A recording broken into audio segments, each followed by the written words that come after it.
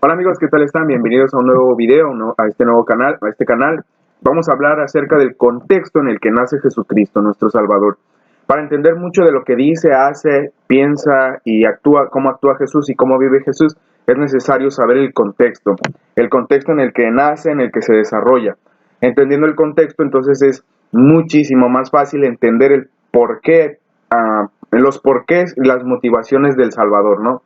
Y entonces ya cobra sentido, ¿no?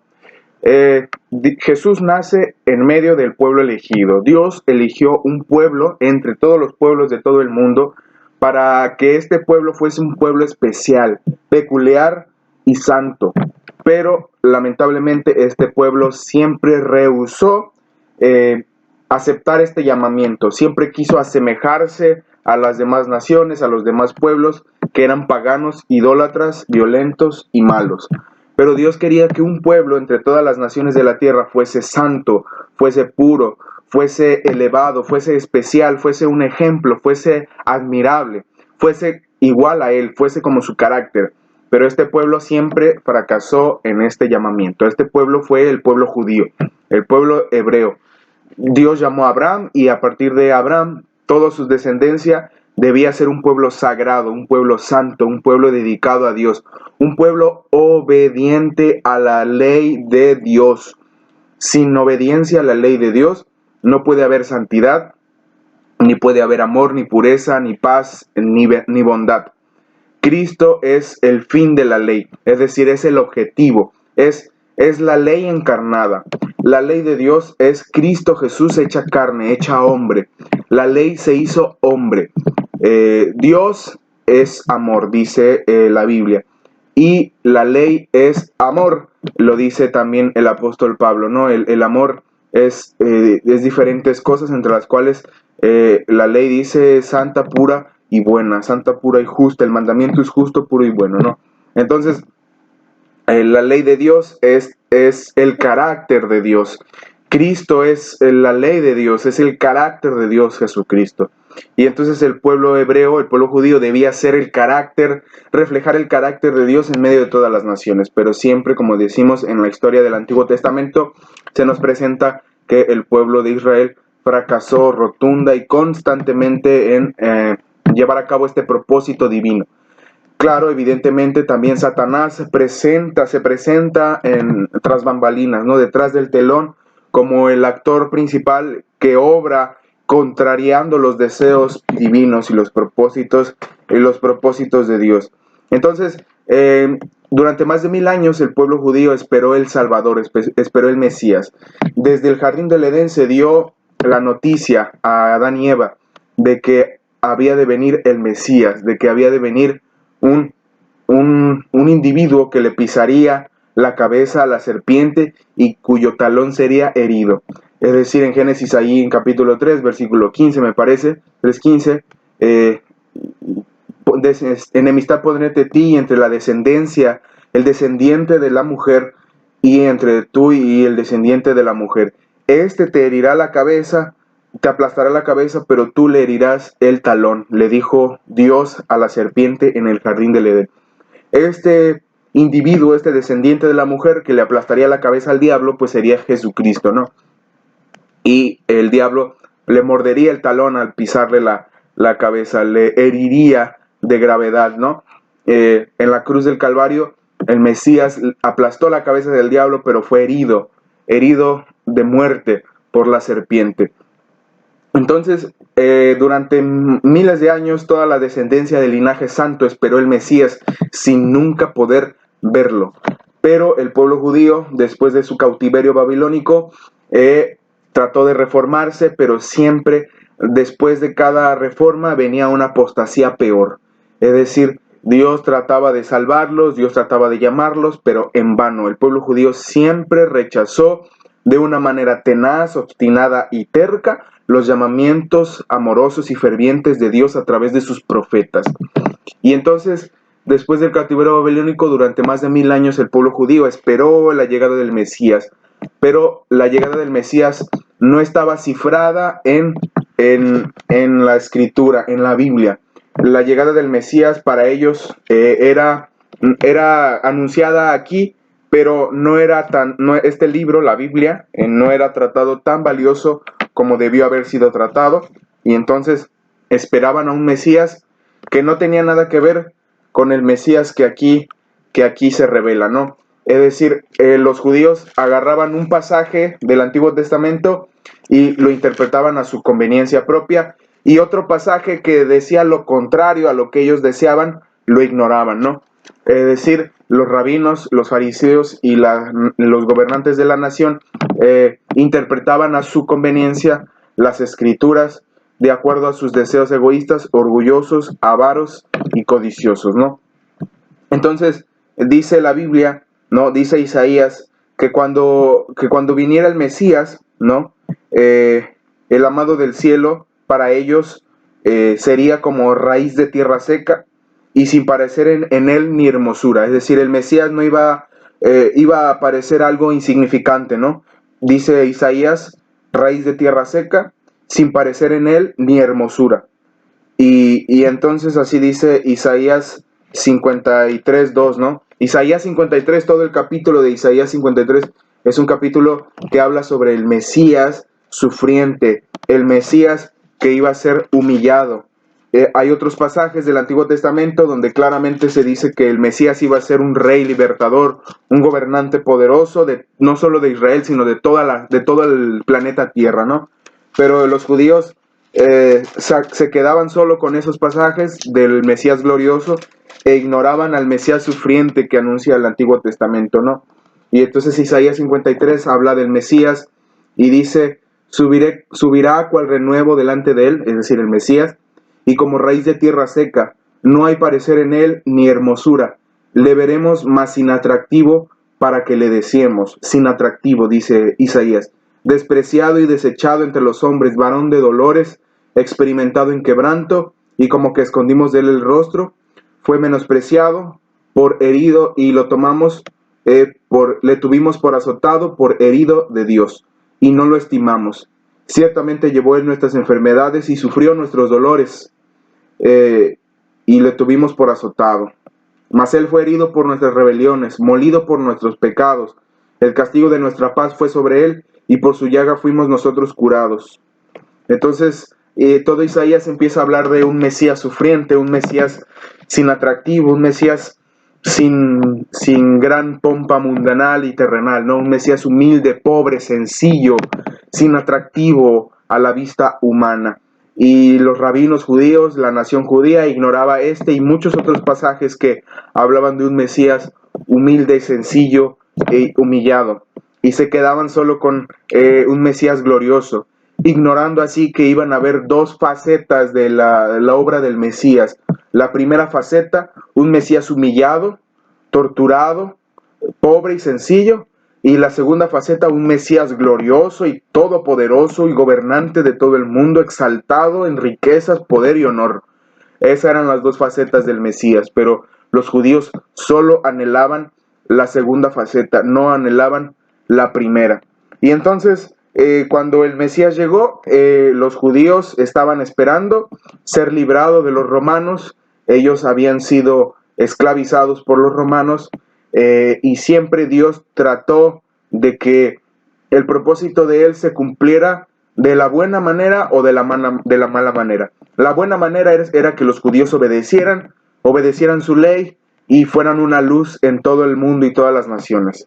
La mala manera era que si no lo hacían, entonces otras naciones iban a llegar sobre ellos, los iban a esclavizar y los iban a mandar regados por todo el mundo como esclavos. Y así es como los judíos iban a regarse por todas las naciones, y allí, en esas naciones paganas, iban a testificar del conocimiento del Dios de las Escrituras, del Dios hebreo. Y entonces las naciones paganas iban a conocer la fe y el conocimiento del Dios verdadero. Esas naciones que adoraban a muchos dioses y que sacrificaban humanos y que tenían ritos paganos, eran violentas, naciones violentas y malas, iban a ser iluminadas por los esclavos hebreos que llegaban gracias a sus cautiverios por haberse rebelado contra Dios. Los judíos iban a ser regados por todas las naciones como esclavos, y allí algunos judíos iban a testificar del Dios del Dios verdadero en esas naciones paganas.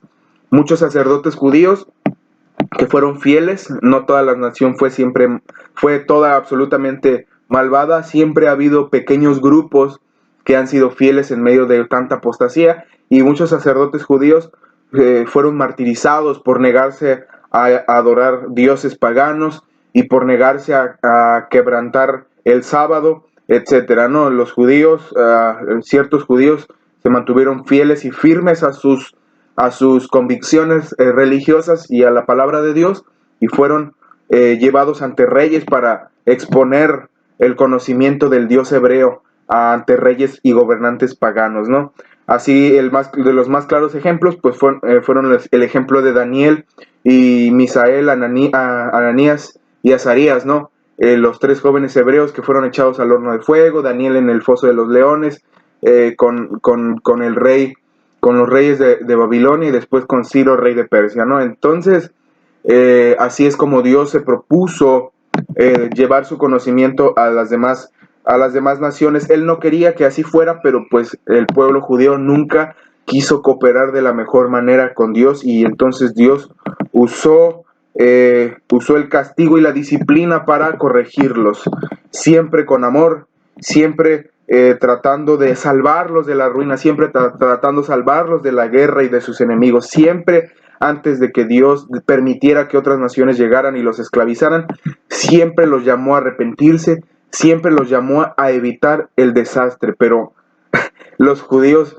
fueron tan tercos y necios que estaban dispuestos a ser esclavizados en vez de obedecer a Dios, negándose rotundamente a obedecer a Dios, ¿no? Entonces, así fue como el conocimiento de Dios llegó a todas las naciones. No era la manera que Dios quería, pero así fue. Y entonces, cuando regresaron, ¿no?, del cautiverio babilónico, instituyeron escuelas para enseñar allí la religión verdadera, pero estos medios se corrompieron, y entonces ahí, en medio de la nación judía, cuando ya la nación hebrea había regresado del cautiverio de esas naciones, regresaron los judíos y se juntaron otra vez, ¿no? O sea, de estar regados, volvieron a juntarse otra vez en su nación, en su tierra, en Jerusalén, y establecieron otra vez su propio gobierno y su propia nación.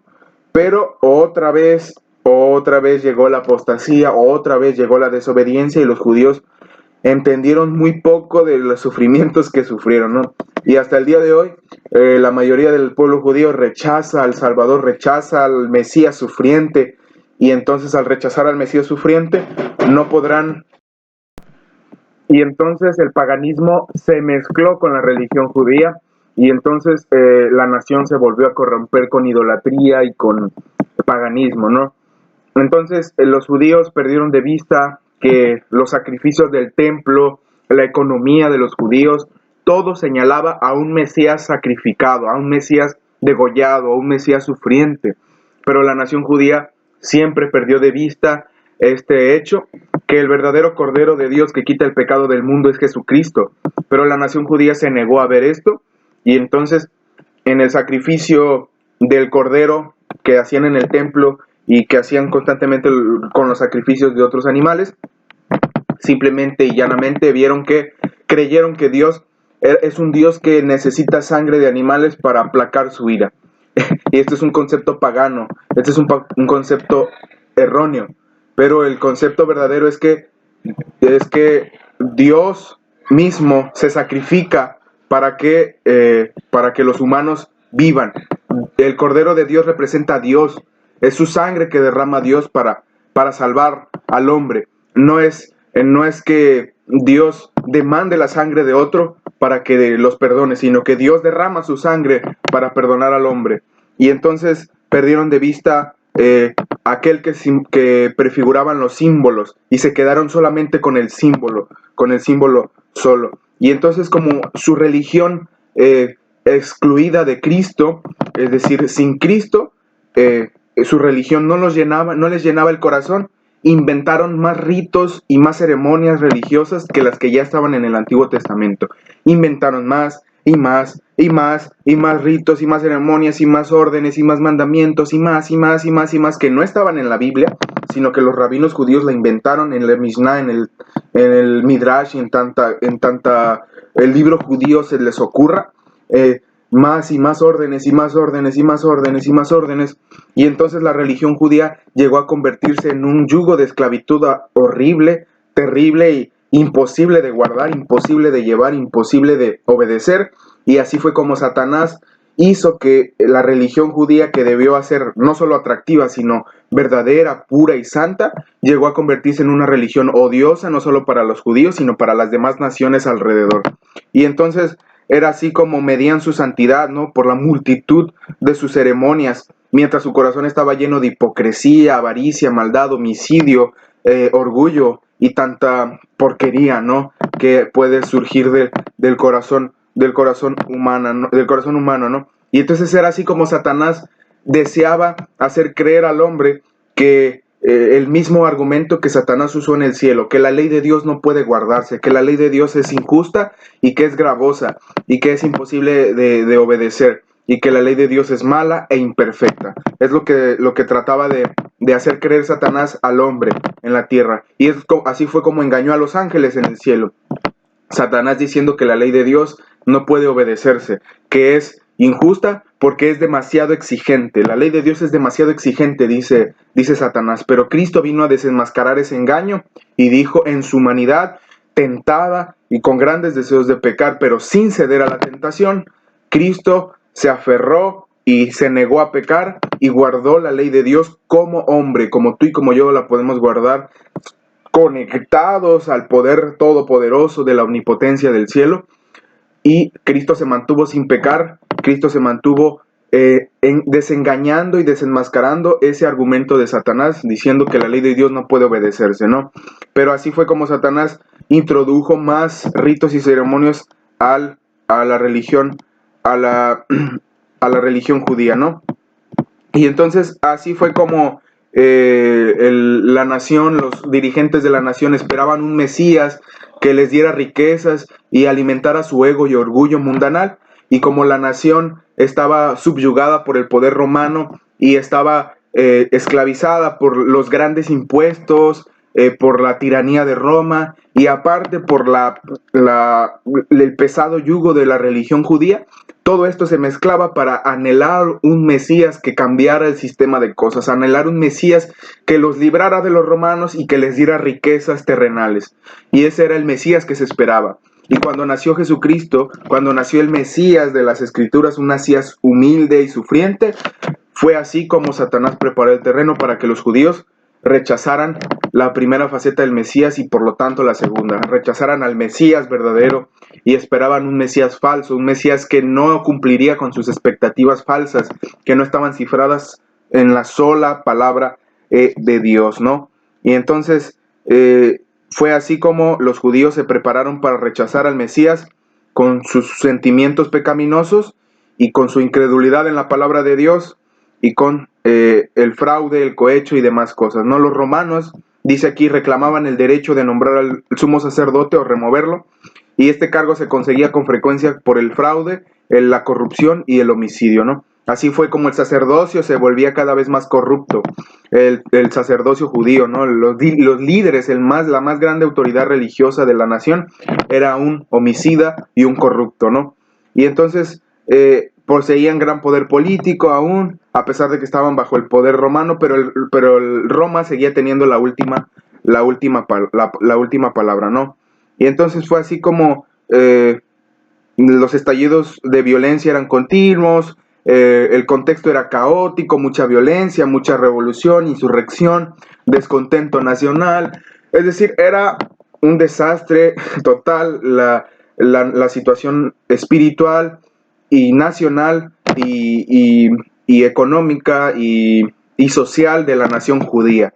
Y entonces fue así como los judíos tenían un orgullo nacional y un odio hacia los romanos, y su orgullo espiritual inducía a los judíos a seguir tercamente adheriéndose rigurosamente a sus formas hipócritas y sin sentido de su culto religioso, ¿no?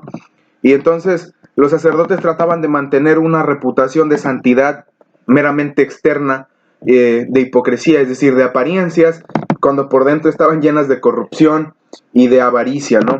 Y entonces el pueblo y sus tinieblas anhelaban la venida de aquel que los pudiese librar de sus enemigos y darle a Israel riquezas y honores enfrente y a la vista de las demás naciones de aquel entonces, ¿no? Y entonces fue así como se prepararon para rechazar al Mesías, pues habían estudiado las profecías, pero sin percepción espiritual, es decir, habían estudiado los que le convenía, ¿no? Estudiaban la Biblia y de ese estudio de la Biblia agarraban lo que les convenía y rechazaban lo que no. Y era así como rechazaron la palabra de Dios. Cuando estudiamos la palabra de Dios, hay que tomarlo todo, lo que nos guste y lo que no nos guste, y todo aceptarlo, porque es infalible, es la palabra de aquel que no puede errar. Y entonces habían estudiado, habían pasado por alto aquellos pasajes que señalaban la humillación de Cristo en su primer advenimiento, y aplicaban mal los que hablaban de la gloria de su segunda venida. El orgullo oscurecía su visión, interpretaban las profecías de acuerdo con sus deseos egoístas. Y era así como el pueblo elegido se preparó para su desgracia y rechazar al verdadero Mesías que Dios quería enviar a la nación. Eso es todo por el momento. Gracias por estar aquí. Dios los bendiga. Nos vemos en un próximo video. Denle like, suscríbanse, ya saben, ¿no? Comenten, etc. Muchas gracias por estar aquí. Nos vemos en una próxima ocasión. Dios les bendiga.